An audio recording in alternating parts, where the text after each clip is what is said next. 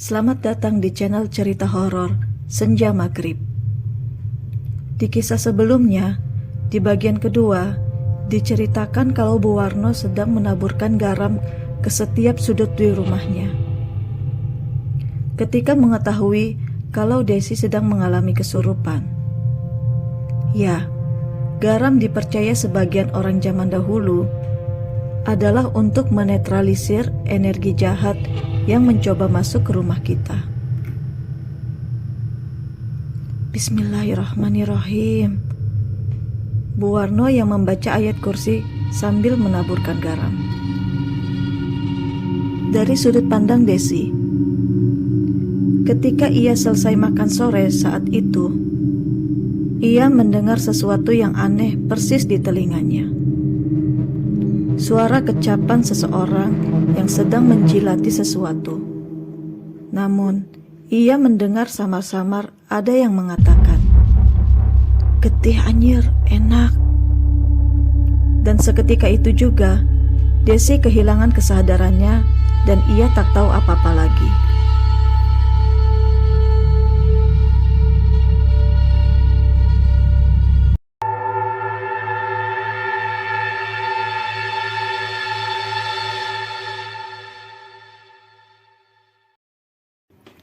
Desi yang masih terbaring di ruang tengah, sampai ayahnya pun pulang sekitar jam 8 malam. Terdengar dari halaman depan rumah, istrinya sedang menaburkan garam di depan pintu, seperti membuat pagar atau pembatas gaib dari sebuah energi jahat. "Kamu sedang apa, Bu?" tanya Pak Warno yang sedang mengambil barang-barangnya dari atas motor yang melihat istrinya bertingkah aneh. "Pak, Desi anakmu, Pak. Kesurupan sejak tadi maghrib," ujar Bu Warno setengah menangis. Terdengar pula samar-samar suara Kak Hendra yang sedang mengaji. Buru-buru Bapak segera menuju ke ruang tengah. "Ya Allah Desi, ada apa ini? Ada apa Hendra?" Pak Warno yang terkaget melihat kondisi putrinya itu yang kesurupan, namun dalam kondisi mengerikan.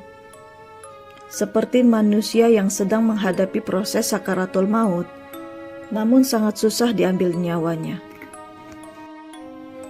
Belum sempat Pak Warno berganti pakaian, ia pun dengan buru-buru kembali mengambil sepeda motornya. "Bu, saya ke rumah Pak Ustadz Imron dulu ya. Saya mau minta tolong mengobati Desi. Jaga Desi ya, Bu. Hendra, jangan sampai putus mengajinya sebelum saya pulang," perintah Pak Warno dan bergegas mengendarai motornya menuju rumah sang Ustadz. Pak Warno dan Pak Ustadz Imron pun telah tiba di rumah pada jam 10 malam. Pak Warno terpaksa menunggu Ustadz Imron selesai berceramah di musola di kampung mereka. Memang sudah sebuah tradisi. Setiap malam Jumat rutin ada ceramah selesai sholat Isya berjamaah. "Assalamualaikum." Pak Ustadz memberi salam, namun ketika baru memasuki ruang tamu, kakinya agak mundur sedikit, namun ia lanjutkan lagi langkahnya untuk masuk dan melihat Desi yang masih terbaring di ruang tengah. Ustadz Imron pun menatap tajam tubuh Desi yang masih terbaring kaku dengan tatapan masih melotot melihat ke atas. "Sudah berapa lama nak Desi begini?" tanya Ustadz Imron. "Selepas ba'da maghrib Pak Ustadz," jawab Bu Warno. Jiwanya sudah tertahan di alam jin," ujar Ustadz Imron diselingi ayat-ayat suci Al-Quran untuk meruqyah Desi. Pak Warno dan istri beserta kedua anak laki-lakinya kaget dan saling pandang masih tak percaya dengan perkataan Ustadz Imron. Lalu, bagaimana cara mengembalikan putri saya, Pak Ustadz? Tanya Pak Warno dengan nada sedih dan cemas itu. Seketika itu, tiba-tiba Ustadz Imron beranjak berdiri sambil mengedarkan pandangannya seperti sedang mencari sesuatu. Di mana kamar mandi? Tanya Ustadz Imron.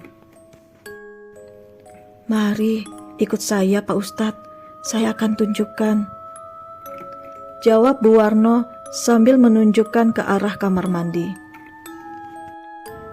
Tiba di kamar mandi, seketika itu juga Pak Ustadz setengah bergumam. Seperti bau getih. Getih adalah artinya darah. Adalah sebutan atau bahasa daerah di beberapa daerah di Jawa Barat. Di mana letak tempat sampah di rumah ini? Sambung Pak Ustadz.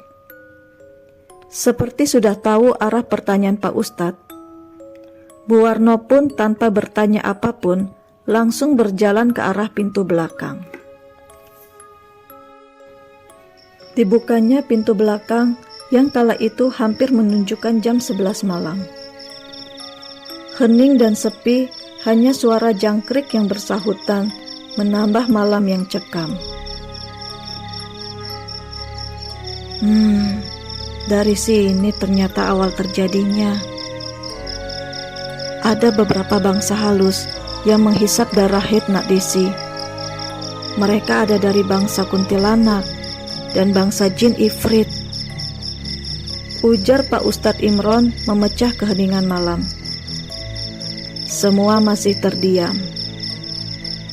Masing-masing seperti larut dalam beberapa pertanyaan dan kata-kata yang diucapkan Ustadz.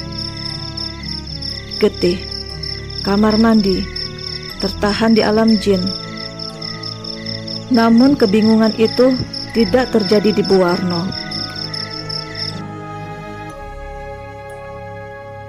Desi, hari ini datang bulan Pak Ustadz. Seru Bu Warno dengan nada pelan. Saya tahu yang Anda maksud. Desi memang anak yang ceroboh, manja, dan pelupa. Suka membuang pembalut bekas tanpa dicuci terlebih dahulu. Bu Warno menjelaskan sambil menahan tangisnya. Tolong anak saya Pak Ustadz. Kembalikan Desi. Bawa pulang Desi kembali ke rumahnya. Akhirnya Bu Warno tidak bisa menahan tangisnya itu. Kembali ke ruang tengah. Masih kondisi yang sama, namun akhirnya Pak Ustadz berhasil menutup mata Desi yang sedari tadi terbelalak melotot dengan bola mata hampir berwarna putih. Pak Warno, saya tidak sanggup meruqyah Desi. Dia sudah terlalu jauh masuk ke alam jin. Namun, sepertinya guru saya bisa menolong Nak Desi. Guru saya seorang kiai. Beliau sudah terbiasa meruqyah kesurupan semacam ini. Nanti besok saya coba hubungi beliau apakah bisa datang ke sini. Pak Ustadz Imron menjelaskan kepada Pak Warno. Oh iya, beri makan dan minum Nak Desi. Suapin saja. Jangan biarkan fisiknya dia melemah. Karena itu yang dimau bangsa jin. Dan minumkan segelas air putih yang sudah didoakan 7 doa ruqyah. Dan diminumkan segera ke Nak Desi. Tambahnya sekalian berpamitan untuk pulang. Pak Warno pun mengantar pulang Pak Ustadz ke rumahnya. Setiba di rumah Pak Ustadz menahan Pak Warno. Sebentar Pak Warno, saya ambilkan air zam-zam asli yang pernah diberikan gurunda saya, Kiai Hasan, ketika beliau pulang dari Tanah Suci. ujarnya ke Pak Warno. Tidak lama kemudian, Ustadz Imron pun keluar dengan membawa sebuah kantong kresek hitam. Ini diberikan ketika Nak Desi tersadar ya Pak. Namun, saya tahu kesadaran Nak Desi tidak akan sampai sepenuhnya sadar. Namun, ketika ia terbangun nanti, segera berikan seteguk air zam-zam ini ya Pak, ujar Pak Ustadz Imron sambil memberikannya ke Pak Warno. Tetap ikhtiar ya Pak. Sementara saya hubungi gurunda saya. Moga saja beliau tidak padat acara tausiah minggu ini, tambah Ustadz Imron dengan memberikan semangat ke Pak Warno agar tetap optimis dengan musibah ini. Bagaimanakah kisah kelanjutannya? Apakah Kiai Hasan mampu meruqyah Desi? Temukan jawabannya di kisah selanjutnya di bagian 4. Terima kasih.